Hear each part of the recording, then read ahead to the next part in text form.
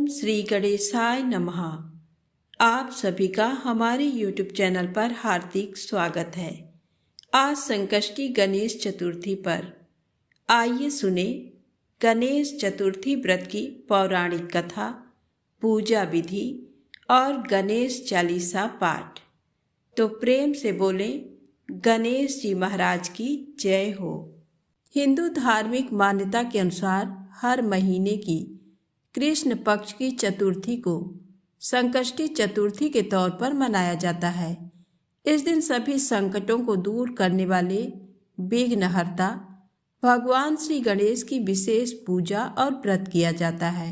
संकष्टी चतुर्थी पर सूर्योदय से पहले उठें और तन मन से पवित्र होकर पूजा प्रारंभ करें। गणपति की पूजा शुरू करने से पहले व्रत को विधि पूर्वक करने का संकल्प लें। पूजा करने के लिए घर की उत्तर दिशा में पहले एक चौकी स्थापित करें, फिर उस पर लाल कपड़ा बिछाएं। गणपति को चौकी पर बिठाने के बाद उन्हें गंगा जल से स्नान कराएं और दुर्वा, फूल, रोली, चंदन, अक्षत, पान, सुपारी आदि अर्पित करें। भगवान गणेश की पूजा में उनका प्रिय मोदक या फिर मोतीचूर का लड्डू जरूर चढ़ाएं। भगवान गणेश की साधना में गणपति अथर्वशीर्ष अथवा गणेश चालीसा का पाठ अवश्य करें। भगवान गणेश की पूजा में दुर्वा का इस्तेमाल करना बहुत शुभ माना जाता है। बगैर दुर्वा के गणपति जी की पूजा अधूरी मानी जाती है। भगवान गणेश को जल्दी प्रसन्न करने के लिए उनकी पूजा में अक्षत का इस्तेमाल अवश्य करना चाहिए, लेकिन इस बात का ध्यान रखें कि पूजा में इस्तेमाल किए जाने वाले अक्षत टूटे ना हो। मान्यता है कि बिना अक्षत गणपति पूजा अधूरी मानी जाती है। अब आइए सुने गणेश जी की पौराणिक कथा। एक समय की बात है, किसी गांव में एक विष्णु शर्मा नाम के ब्राह्मण रहते थे। वह वेदों के ज्ञाता थे और उनके 7 पुत्र थे, जिनमें से 6 पुत्र संपन्न थे, लेकिन एक पुत्र गरीब था। उनके सभी बेटे अलग अलग रहते थे। विष्णु शर्मा अपने हर एक पुत्र के घर एक एक दिन भोजन करते थे। धीरे धीरे वह वृद्ध होकर दुर्बल हो गए। वह अपनी पुत्र वधू द्वारा अपमानित होकर रोते रहते थे। एक बार विष्णु शर्मा ने गणेश चौथ का व्रत रखा और अपने सबसे बड़ी बहू के घर पहुंचे और बोला, बहू, मैंने आज गणेश चौथ का व्रत किया है, तुम पूजा का सामान इकट्ठा कर दो। भगवान गणेश खुश होकर तुम पर कृपा करेंगे। ये सुनकर बहू कठोर वाणी में बोली, पिताजी, मुझे तो घर के कार्यों से ही फुर्सत नहीं है। मेरे पास इन फिजूल के कामों के लिए समय नहीं है। आप तो हमेशा कुछ ना कुछ काम बताते रहते हो। मैं नहीं जानती आपके गणेश जी को।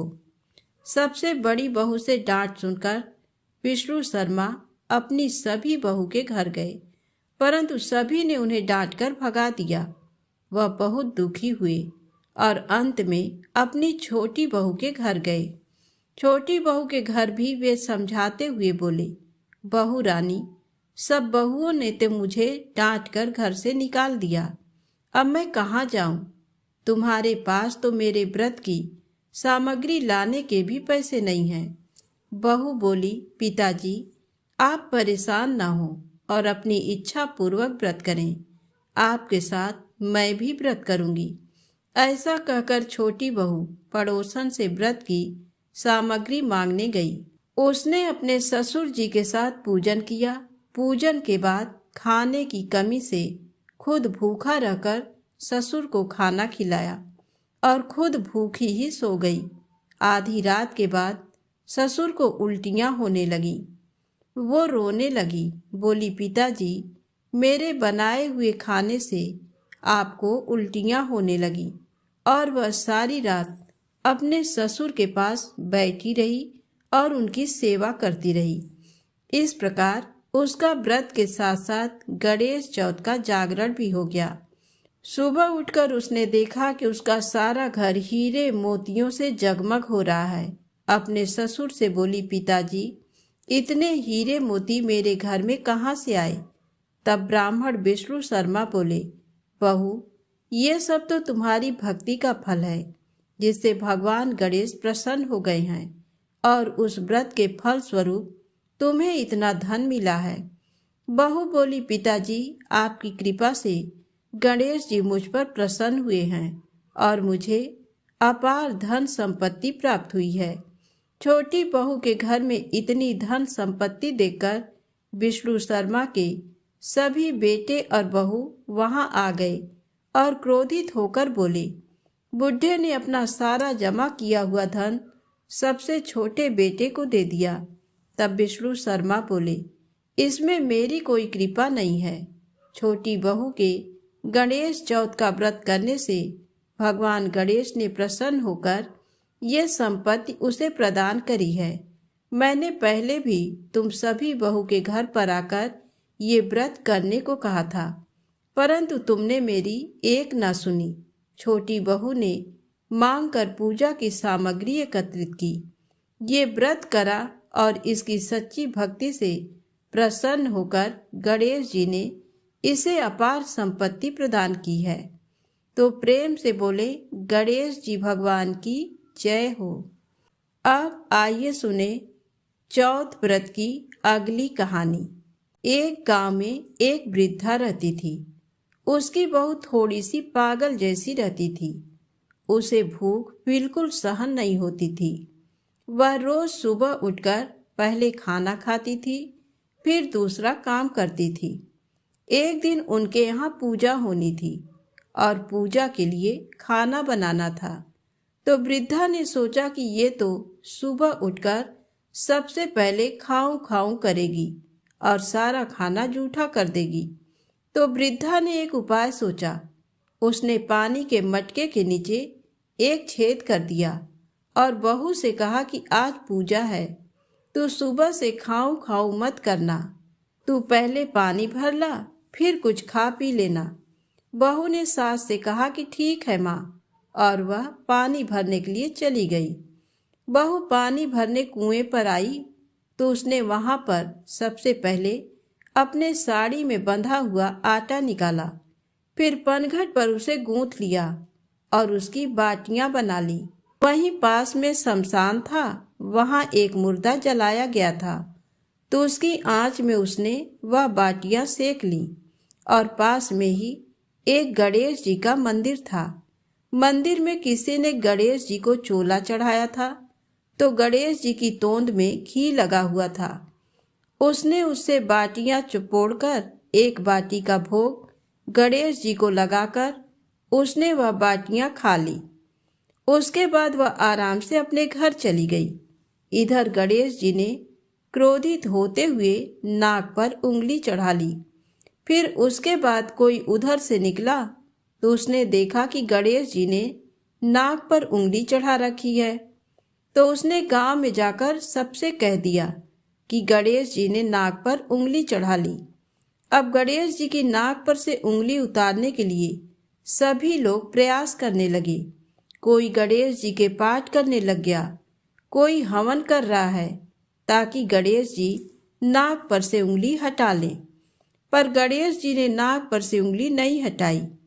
अब ये बात राजा तक पहुंच गई। राजा ने बड़े बड़े पंडित और ज्योतिष बुलवाए, पर वह भी गणेश जी की नाक से उंगली नहीं हटा पाए। अब राजा ने पूरे राज्य में मुनादी करवा दी कि जो भी गणेश जी की नाक पर से उंगली हटाएगा उसे 5 गांव की जागीर दे दी जाएगी। अब राज्य में सभी लोग अपनी अपनी तरफ से प्रयास करने लगे, पर गणेश जी ने नाक से उंगली नहीं हटाई। सभी लोग थक हार गए। आखिर में बुढ़िया की बहू बोली कि माँ, आप कहो तो मैं गणेश जी की नाक से उंगली हटा सकती हूँ। तो वृद्धा हंसने लगी कि बड़े बड़े पंडित और ज्योतिष गणेश जी की नाक से उंगली नहीं हटा पाए, तुम कैसे हटा दोगी? परंतु हो सकता है कि ऐसा हो जाए। तभी एक आदमी ने कहा कि एक बार इसे भी मौका दो, इसे भी प्रयास कर लेने दो, हो सकता है कि ये गणेश जी की नाक पर से उंगली हटा दे। बहू ने कहा, पर मेरी एक शर्त है कि मेरे घर से गणेश जी के मंदिर तक एक बड़ा पर्दा लगाया जाए। तो लोगों ने कहा ठीक है, और घर से मंदिर तक पर्दा लगवा दिया। अब बहू ने अपने घाघरे में धोना यानी कपड़े धोने का हथियार छिपाकर मंदिर गई। मंदिर में धोना निकालकर गणेश जी से बोली, कारे कारे गणेशिया, अपने घर से आटा लाई, पनघट पर आटा गूथा, मरे मुर्दे की आग पर बाटियां सेकी, तुम्हारी तोंद से जरा सा घी ले लिया तो तूने नाक पर उंगली चढ़ा ली। नाक पर से उंगली हटा रहा कि नहीं? नहीं तो दूं एक धोना, अभी तुम्हारे टुकड़े टुकड़े हो जाएंगे। बहू की बात सुनकर गणेश जी डर गए। उन्होंने सोचा कि ये तो बावली है, मार देगी तो क्या करेंगे, का कोई भरोसा नहीं है। और गणेश जी ने फट से नाक पर से उंगली हटा ली। पूरे गांव में वृद्धा की बहू की जय जयकार होने लगी कि बुढ़िया की बहू ने गणेश जी की नाक से उंगली हटवा दी। राजा ने अपने आदेश अनुसार 5 गांव जागीर में दिए। हे गणेश जी महाराज, जैसे उस बुढ़िया की बहू के टूटे वैसे सबके टूटे। जो कथा अधूरी हो तो पूरी करें, और जो पूरी हो तो मान करें। कहानी कहने वाले और सुनने वाले सभी की मनोकामनाएं पूर्ण करें। तो प्रेम से बोले, गणेश जी महाराज की जय हो। आइए सुने बहुत ही रोचक कथा, हाथी का शीश ही श्री गणेश जी को क्यों लगा। गज और असुर के संयोग से एक असुर जन्मा था, गजासुर। उसका मुख गज जैसा होने के कारण उसे गजासुर कहा जाने लगा। गजासुर शिव जी का बड़ा भक्त था और शिव जी के बिना अपनी कल्पना ही नहीं करता था। उसकी भक्ति से भोले भंडारी गजासुर पर प्रसन्न हो गए और वरदान मांगने को कहा। गजासुर ने कहा, प्रभु, आपकी आराधना में कीट पक्षियों द्वारा होने वाले विघ्न से मुक्ति चाहिए, इसलिए मेरे शरीर से हमेशा तेज अग्नि निकलती रहे, जिससे कोई मेरे पास न आए और मैं निर्विघ्न आपकी आराधना करता रहूं। तब महादेव ने गजासुर को उसका मनचाहा वरदान दे दिया। गजासुर फिर से शिव जी की साधना में लीन हो गया। हजारों साल के घोर तप से शिव जी फिर प्रकट हुए और कहा, तुम्हारे तप से प्रसन्न होकर मैंने तुम्हें मनचाहा वरदान दिया था। मैं फिर से प्रसन्न हूँ, बोलो अब क्या मांगते हो। गजासुर कुछ इच्छा लेकर तो तप कर नहीं रहा था, उसे तो शिव आराधना के सिवा और कोई काम पसंद ही नहीं था। लेकिन प्रभु ने कहा कि वरदान मांगो, तो वह सोचने लगा। गजासुर ने कहा, वैसे तो मैंने कुछ इच्छा रखकर तप नहीं किया, लेकिन आप कुछ देना ही चाहते हैं तो आप कैलाश छोड़कर मेरे उदर यानी मेरे पेट में ही निवास करें। भोले भंडारी गजासुर के पेट में समा गए। माता पार्वती ने उन्हें खोजना शुरू किया, लेकिन वह कहीं मिले ही नहीं।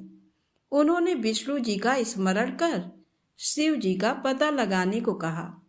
श्री हरि ने कहा, बहन आप दुखी ना हो, भोले भंडारी से कोई कुछ भी मांग ले तो दे देते हैं। वरदान स्वरूप वह गजासुर के उदर में वास कर रहे हैं। श्री हरि ने एक लीला की। उन्होंने नंदी बैल को नृत्य का प्रशिक्षण दिया और फिर उसे खूब सजाने के बाद गजासुर के सामने जाकर नाचने को कहा। श्री हरि स्वयं एक ग्वाले के रूप में आए और बांसुरी बजाने लगे। बांसुरी की धुन पर नंदी ने ऐसा सुंदर नृत्य किया कि गजासुर बहुत प्रसन्न हो गया। उसने ग्वाला वेशधारी श्री हरि से कहा, मैं तुम पर प्रसन्न हूँ। इतने साल की साधना से मुझ में वैराग्य आ गया था। तुम दोनों ने मेरा मनोरंजन किया है, कोई वरदान मांग लो। श्री हरि ने कहा, आप तो परम शिव भक्त हैं। शिव जी की कृपा से ऐसी कोई चीज नहीं जो आप हमें न दे सके, किंतु मांगते हुए संकोच होता है कि कहीं आप मना न कर दें। श्री हरि की तारीफ से गजासुर स्वयं को ईश्वर तुल्य ही समझने लगा था। उसने कहा, तुम मुझे साक्षात शिव समझ सकते हो। मेरे लिए संसार में कुछ भी असंभव नहीं। तुम्हें मनचाहा वरदान देने का वचन देता हूँ। तब श्री हरि ने फिर कहा, आप अपने वचन से पीछे तो नहीं हटेंगे? तब गजासुर ने धर्म को साक्षी रखकर हामी भरी तो श्री हरि ने उससे शिव जी को अपने उदर से मुक्त करने का वरदान मांगा। गजासुर वचनबद्ध था। वह समझ गया कि उसके पेट में बसे शिव जी का रहस्य जानने वाला ये कोई साधारण ग्वाला नहीं है, जरूर स्वयं भगवान विष्णु आए हैं। उसने शिव जी को मुक्त किया और शिव जी से एक आखिरी वरदान मांगा। उसने कहा, प्रभु, आपको उदर में लेने के पीछे किसी का अहित करने की मनसा नहीं थी। मैं तो बस इतना चाहता था कि आपके साथ मुझे भी स्मरण किया जाए। शरीर से आपका त्याग करने के बाद जीवन का कोई मोल नहीं रहा। इसलिए प्रभु, मुझे वरदान दीजिए कि मेरे शरीर का कोई अंश हमेशा आपके साथ पूजित हो। शिव जी ने उसे वह वरदान दे दिया। श्री हरि ने कहा, गजासुर, तुम्हारी शिव भक्ति अद्भुत है। शिव आराधना में लगे रहो। समय आने पर तुम्हें ऐसा सम्मान मिलेगा जिसकी तुमने कल्पना भी नहीं की होगी।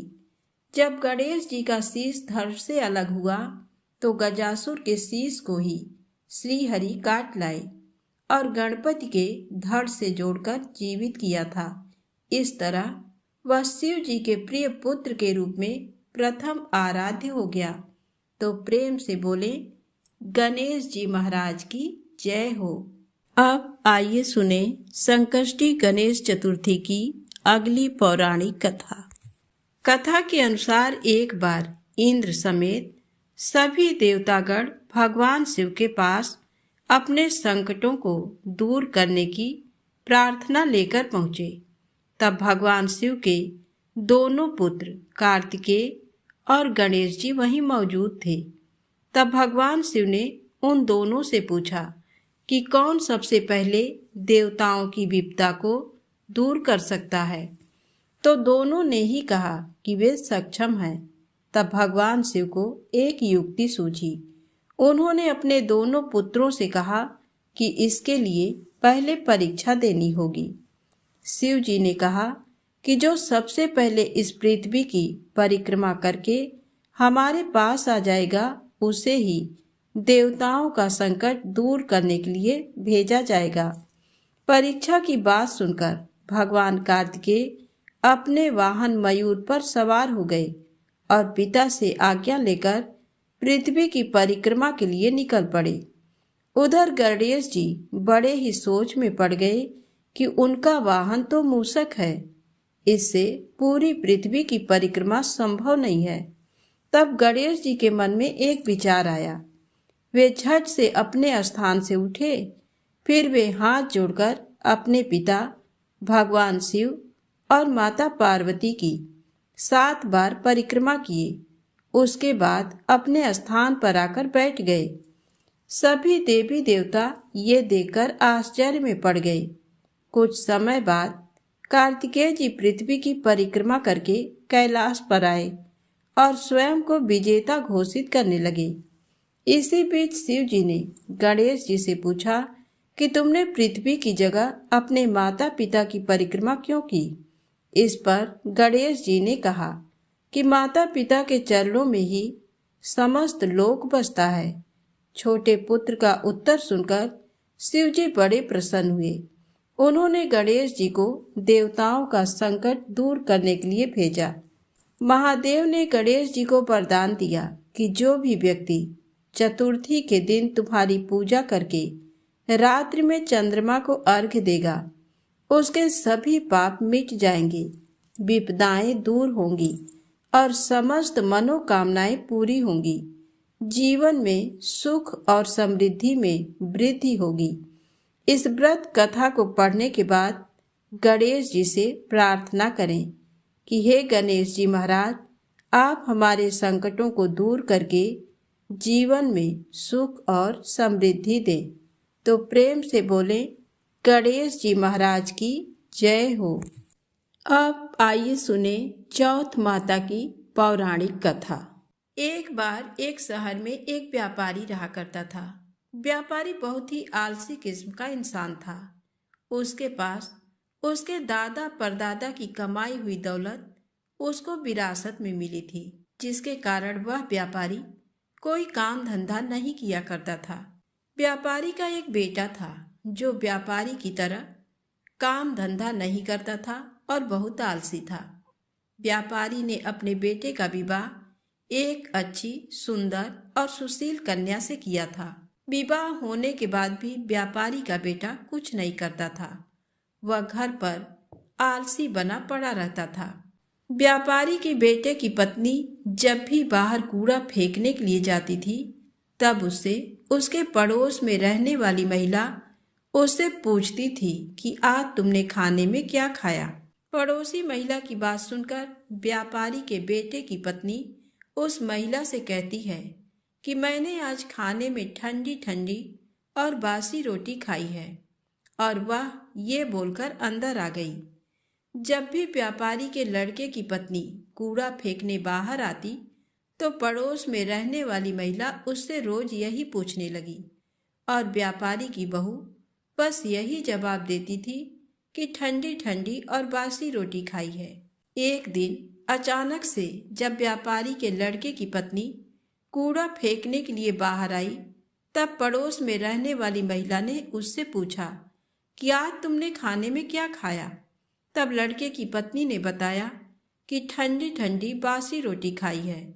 तो ये बात व्यापारी की बेटे ने सुन ली, जिसके बाद व्यापारी का बेटा अपनी माँ के पास आया और उससे कहने लगा कि माँ, तुम तो हम लोगों को रोज गर्म और ताज़ा खाना खिलाती हो, लेकिन मेरी पत्नी बाहर जाकर पड़ोस में रहने वाली महिला से बोलती है कि उसने आज ठंडी और बासी रोटी खाई है। मेरी पत्नी ऐसा क्यों बोलती है?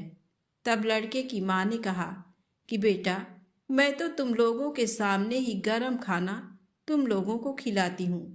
पता नहीं तुम्हारी पत्नी ऐसा क्यों सभी लोगों से बोलती है।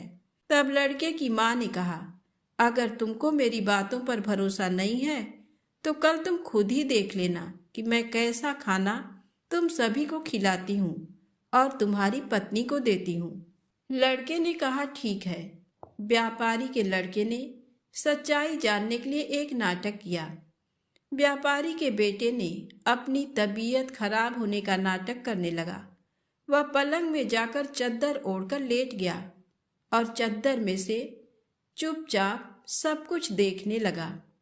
और जब लड़के की माँ ने सभी को खाना परोसा, तब उसने देखा कि मेरी माँ ने तो गर्म खाना ही मेरी पत्नी को खिलाया है। मेरी माँ तो एकदम सत्य बोल रही है।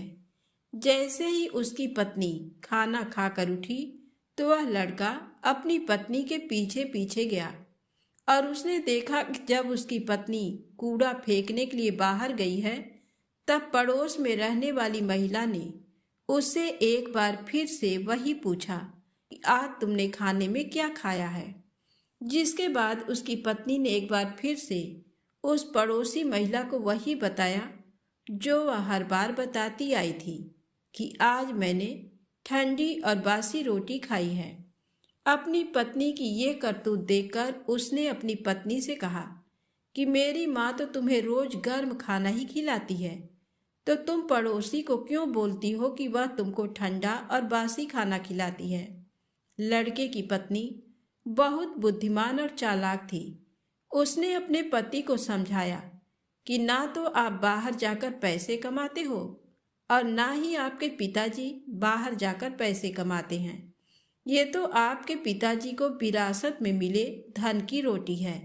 अगर आप लोग अभी भी नहीं समझेंगे तो एक दिन सारा धन खत्म हो जाएगा और घर में खाने के लिए रोटी तक नहीं मिलेगी।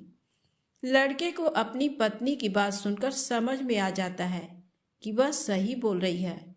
अगर मैंने अभी धन नहीं कमाया तो आगे बहुत बड़ी दिक्कत हो सकती है, जिसके बाद लड़के ने ये तय कर लिया कि अब वह पैसा कमाएगा, जिसके लिए व्यापारी के बेटे ने यह तय किया कि वह विदेश जाएगा और विदेश में बहुत सारा धन कमाएगा। व्यापारी का बेटा धन कमाने के लिए विदेश चला जाता है। अपने पति के विदेश जाने के बाद उसकी पत्नी 12 महीने के लिए चौथ माता का व्रत रखने लगती है और धीरे धीरे 12 महीने गुजर जाते हैं। तब चौथ माता और गणेश जी ने उसकी पत्नी की व्रत रखने और पूजा करने से खुश हो जाती हैं, जिसके बाद चौथ माता और गणेश जी ये तय करते हैं कि अब इस कन्या को इसके पति से मिलवा देना चाहिए, क्योंकि 12 महीने गुजर चुके हैं।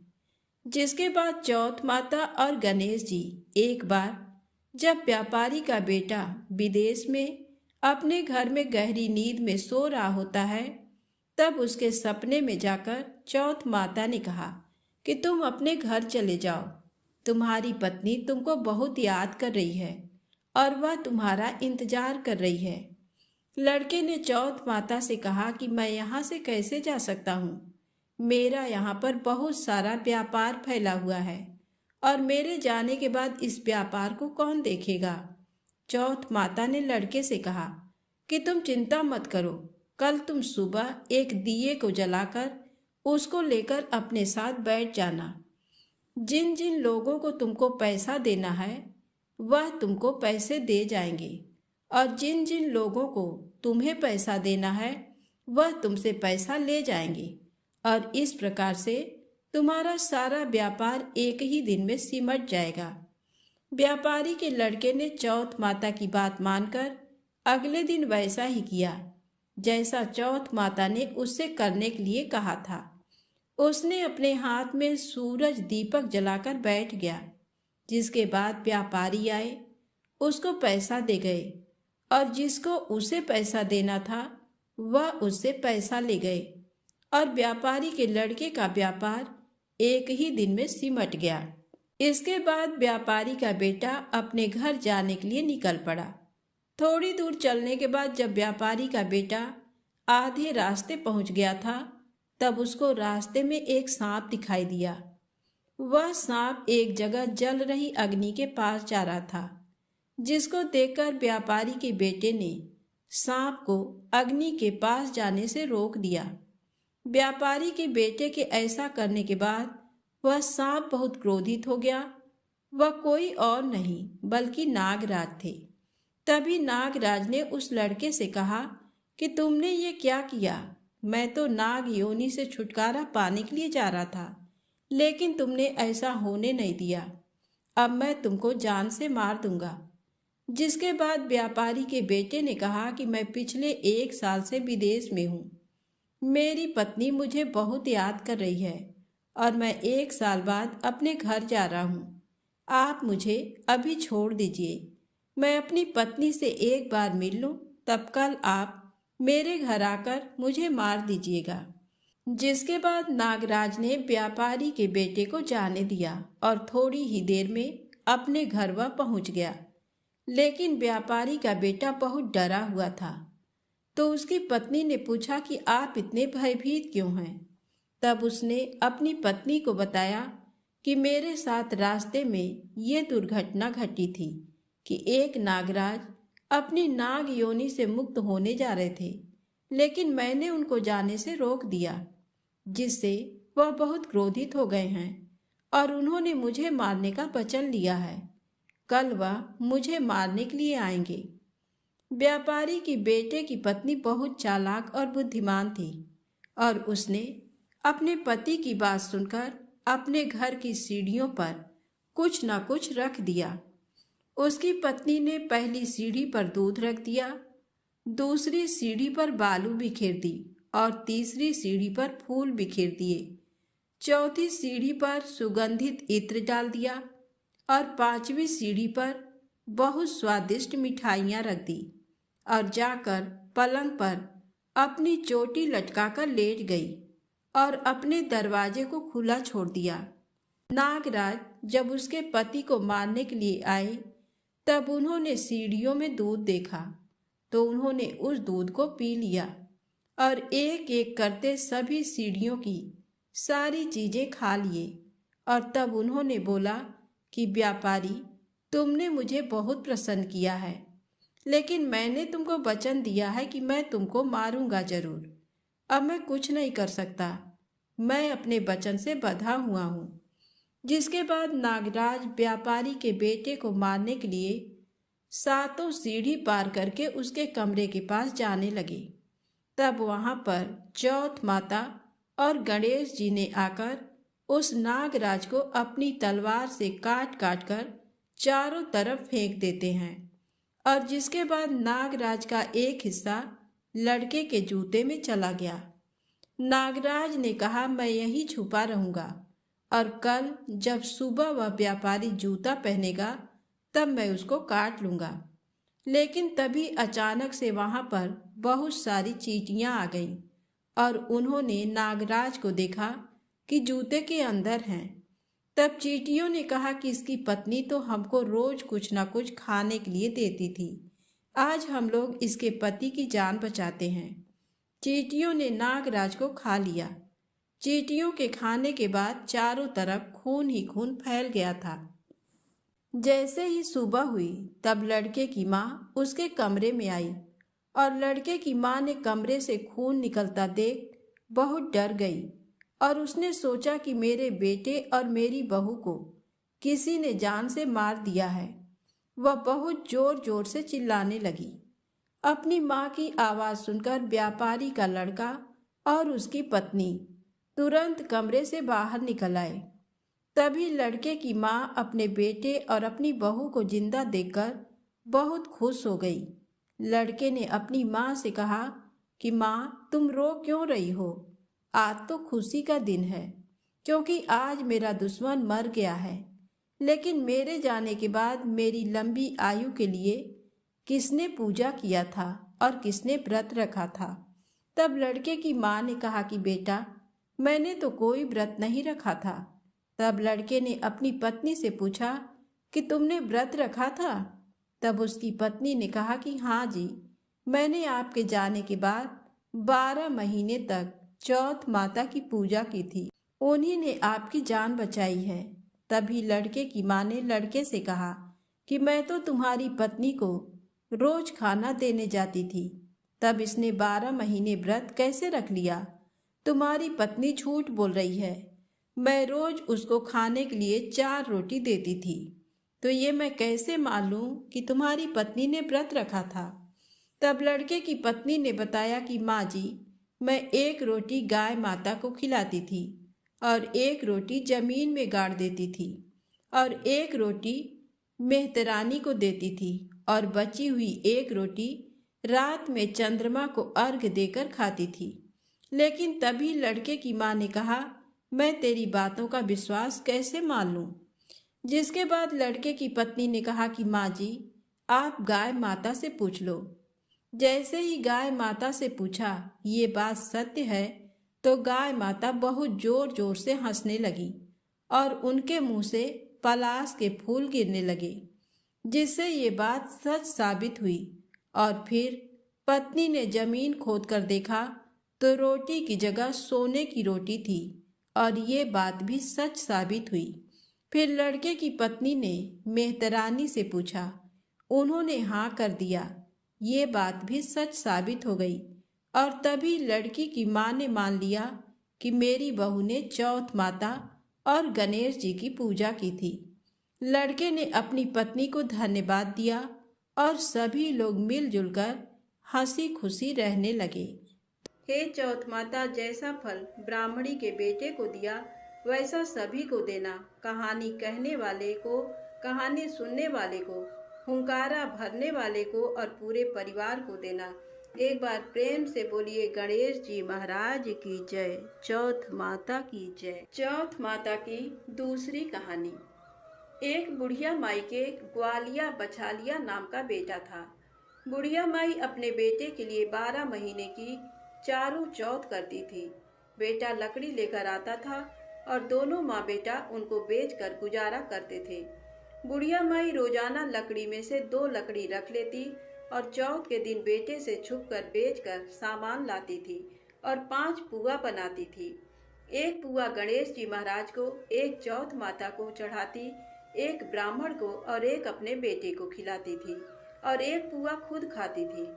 एक चौथ के दिन बेटा अपनी पड़ोसन के घर गया। वह पुआ बना रही थी। जब उसने पूछा कि आज क्या है जो पुए बना रखे हैं, तब वह बोली, मैंने तो आज ही बनाए हैं, पर तेरी माँ तो चारों चौथ को पुए बनाती है। उसने जाकर माँ से पूछा, माँ तू रोज पुए बनाती है, मैं इतनी मेहनत से कमाता हूँ। बुढ़िया माई बोली, मैं तो चौथ माता का व्रत करती हूँ। वह बोला कि तू मुझे रख ले या तो तू चौथ माता को ही रख ले। बुढ़िया माई बोली, मैं तो तेरे लिए ही चौथ का व्रत करती हूँ, इसलिए मैं तुझे छोड़ सकती हूँ, पर चौथ माता को नहीं। जब बेटा घर से जाने लगा तो बुढ़िया माई बोली, तू जा रहा है तो मेरे हाथ में से ये आखा लेते जा, जहाँ संकट आए वहाँ ही पूर देना। बेटे ने सोचा, बात झूठी है, पर ले चलने में क्या बुराई है। वह चलने लगा और वह थोड़ी दूर पहुंचा ही था कि उसने देखा कि खून की नदी बह रही थी। कहीं से भी रास्ता नहीं मिला तो आंखा पूर कर बोला कि चौथ माता, अगर तू सच्ची है तो रास्ता हो जाए। ऐसा कहते ही झट से रास्ता मिल गया। आगे गया तो घनघोर अंधेरा उजाड़ फैला हुआ था। उसने मन में सोचा कि मुझे शेर बघेरे खा जाएंगे, इसलिए वह आंखा पूर कर बोला, चौथ माता मुझे रास्ता मिल जाए, और तब जल्दी से रास्ता मिल गया। वह आगे चला गया। जाते जाते एक राजा की नगरी में पहुंचा। वहां का राजा रोजाना एक आदमी की बलि देता था। वह एक बुढ़िया माई के पास गया। वह बुढ़िया माई रोती जा रही थी और पुए बना रही थी। लड़के ने बुढ़िया माई से पूछा कि बुढ़िया माई क्यों रो रही हो? तो बुढ़िया माई ने जवाब दिया कि मेरे एक ही बेटा है, जिसकी कल राजा बलि देने वाला है, मैं उसी के लिए पुए बना रही हूँ। वह बोला, बुढ़िया माई अपने बेटे की जगह मुझे पुए खिला दे, मैं उसकी जगह बलि चढ़ने चला जाऊंगा। बुढ़िया माई ने कहा कि मैं दूसरे के पुत्र को कैसे भेज सकती हूँ, लेकिन वह नहीं माना तो बुढ़िया माई ने उसको पुए खिला दिए। अगले दिन जब राजा का संदेश आया तो बुढ़िया माई ने सोचा कि मैं कैसे दूसरे के बेटे को बलि चढ़ने के लिए भेज सकती हूँ, मैं ऐसा नहीं कर सकती। लेकिन बाहर की आवाज़ सुनकर वह जाग गए और राजा के आदमियों के साथ चला गया। वहां मटके पकाने का, जिसमें कुम्हार मटके को पकाता है, आवा बना हुआ था, जो एक मनुष्य का भोग लेने के बाद ही उसमें आवा पकते थे। उन सब ने मिलकर सबको आवा में चुन दिया। वह आंखा पूर कर हाथ में बैठ गया। एक दिन में ही आवा पक गया और मिट्टी के घड़े सोने चांदी के बन गए। वहां एक जमादारनी झाड़ू लगा रही थी। तब झाड़ू से एक कंकड़ उछलकर उन बर्तनों से जा टकराया। तब जमादारनी ने राजा को जाकर बताया कि आपका आवा तो पक गया है। तब राजा ने सोचा कि आवा तो 8 दिन में पकता है, आज एक ही दिन में कैसे पक गया।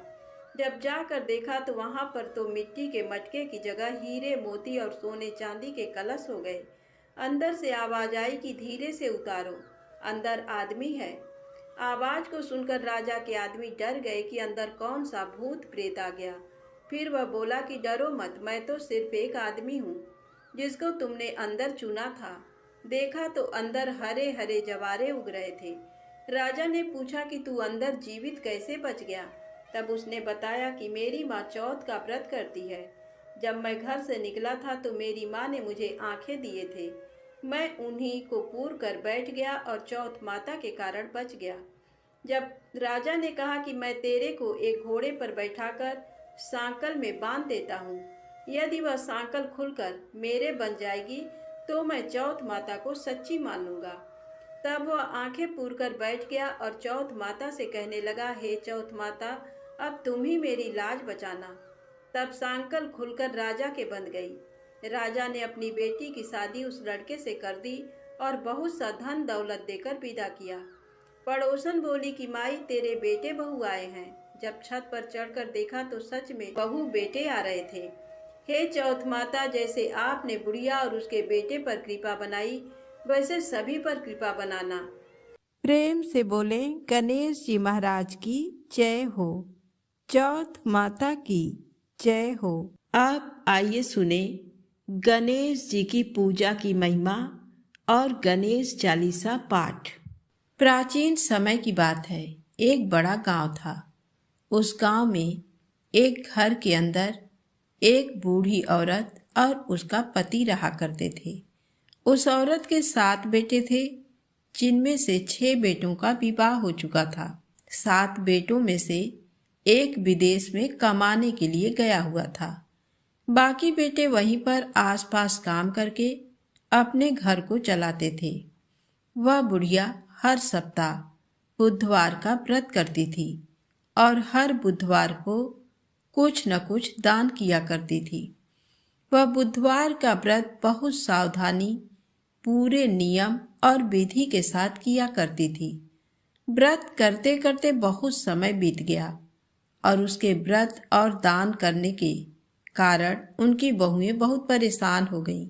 इस कारण उसकी बहुएं सभी साथ होकर उसे उस घर से निकालने के बारे में सोचने लगीं। और एक दिन उसकी बहुओं ने अपने सास और ससुर को घर से निकाल दिया था। बुढ़िया और उसका पति दोनों ही वहां से चले गए और चलते चलते एक नगर में पहुंचे। वहां पर पहुंचे तो रात हो चुकी थी। दोनों ने सोचा कि अब रात भर यहीं पर आराम करना होगा। इस कारण वे दोनों पास में ही एक पीपल का पेड़ था, वहां पर जाकर आराम करने के लिए रुक गए थे। कुछ समय बीत जाने के बाद बुढ़िया के पति को भूख लगी। इस कारण वह बुढ़िया को कहता है कि मुझे भूख लगी है, कहीं से रोटी का इंतजाम करना होगा। तभी बुढ़िया को एक घर दिखा। बुढ़िया ने अपने पति से कहा, चलो वहां पर चलकर पता लगाते हैं, वहां पर कोई होगा जो हमारी सहायता कर देगा। इतना कहकर दोनों वहां से उस हवेली की ओर चल पड़े। वहां जाकर दोनों ने देखा कि हवेली में ताला लगा हुआ था और साथ में उसके पास चाबी का गुच्छा रखा था। दोनों ने बहुत देर तक सोचा कि अंदर जाना चाहिए कि नहीं। बाद में दोनों ने ताला खोला तो ताला खुल गया। दोनों अंदर गए और हवेली के अंदर दरवाजे के पास ही लाइट जलाने का बोर्ड लगा था। उन्होंने लाइट जलाई तो देखा कि हवेली बहुत चमक रही थी और उसके अंदर बहुत बड़ा एक हॉल था। एक खाना खाने की टेबल थी और बहुत सारे कमरे थे। दोनों ये देखकर हैरान हो गए कि इतना बड़ा घर है। दोनों ने सोचा कि भगवान गणेश जी ने हमें ये घर रहने के लिए दिया है। बुढ़िया ने देखा कि वहाँ उस घर में भगवान गणेश जी का मंदिर है।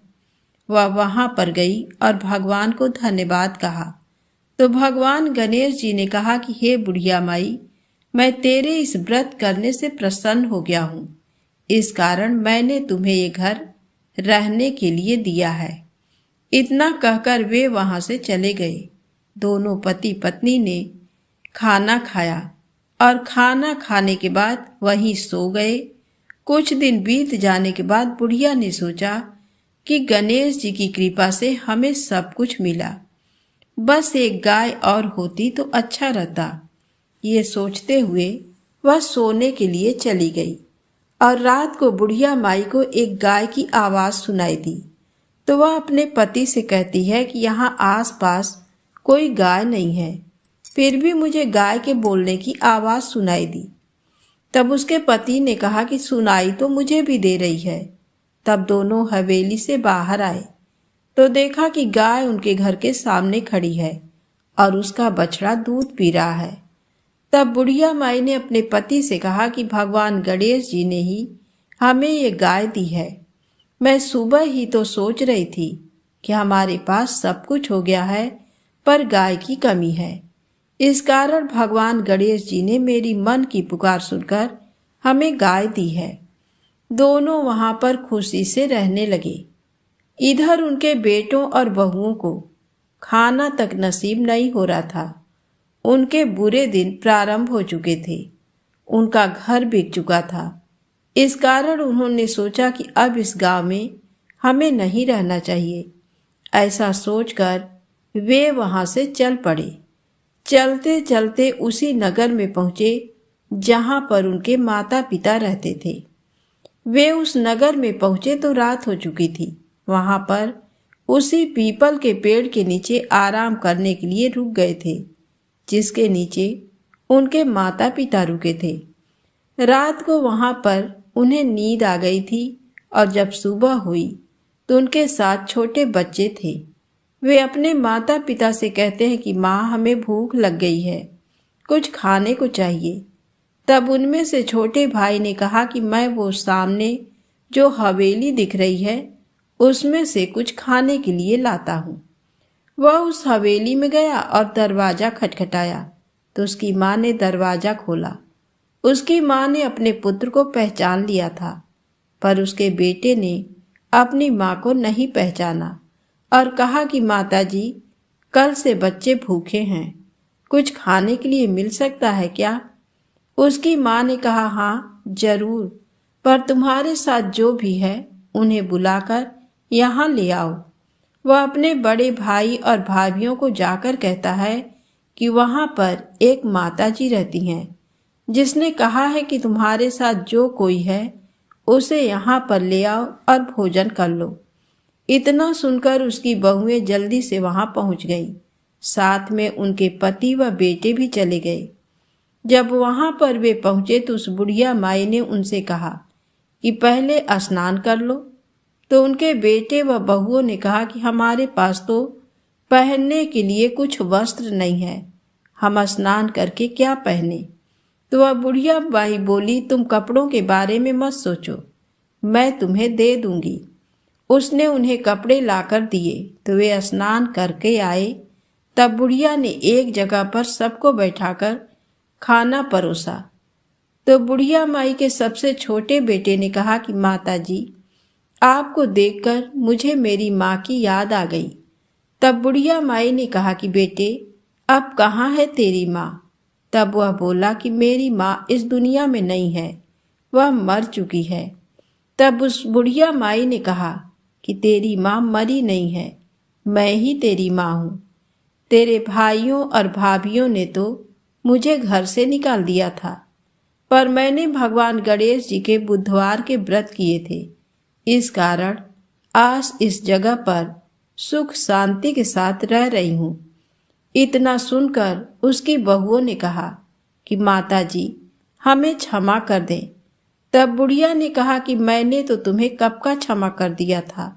और इस प्रकार भगवान गणेश जी का व्रत करने से सभी की मनोकामना अवश्य ही पूरी होती है और घर में सभी कार्य अच्छे होते हैं। तो प्रेम से बोले गणेश जी महाराज की जय हो। अब आइए सुने गणेश चालीसा पाठ। वक्रतुंड महाकाय सूर्यकोटि समप्रभा निर्विघ्नं कुरु मे देव सर्वकार्येषु सर्वदा।